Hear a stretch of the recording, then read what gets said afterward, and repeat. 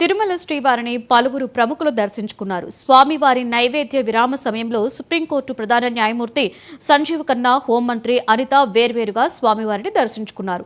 స్వామివారికి ప్రత్యేక పూజలు చేసి మొక్కులు చెల్లించుకున్నారు. అనంతరం అర్చకులు వారిని ఆశీర్వదించి తీర్థ ప్రసాదాలు అందజేశారు. దేశ రాష్ట్ర ప్రజలకు హోంమంత్రి అనిత శ్రీరామనవమి శుభాకాంక్షలు తెలియజేశారు.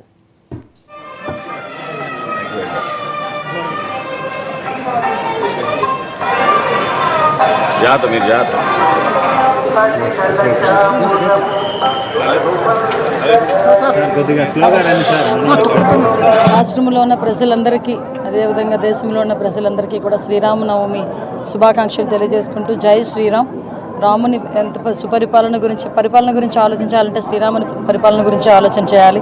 అటువంటి సుపరిపాలన ఈరోజు ఎన్డీఏ గవర్నమెంట్లో ఆంధ్రప్రదేశ్లో ఉండాలని, అదేవిధంగా దేశంలోని కూడా నరేంద్ర మోడీ గారి ఆధ్వర్యంలో ఆ సుపరిపాలన ఉండాలని మనస్ఫూర్తిగా కోరుకుంటూ, ఏదైతే ఈరోజు చంద్రబాబు నాయుడు గారు దీక్ష పూనేరో 2047 విజన్ ప్రకారం కానీ P4 విధానంలో బంగారు కుటుంబాలని అభివృద్ధిలోకి తీసుకురావాలని చెప్పి ఏదైతే కంకణం కట్టుకున్నారో ఆ విషయంలో ఎక్కడా కూడా ఎటువంటి ఇబ్బందులు రాకుండా అన్నీ కూడా సక్రమంగా పూర్తవ్వాలని ఆ దేవదేవుని కోరుకుని ఈరోజు అందరూ కూడా సుభిక్షంగా ఉండాలని ఆ దేవదేవుని కోరుకుని రావడం జరిగింది.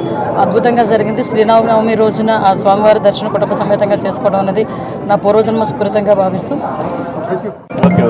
రాష్ట్రంలో ఉన్న ప్రజలందరికీ అదేవిధంగా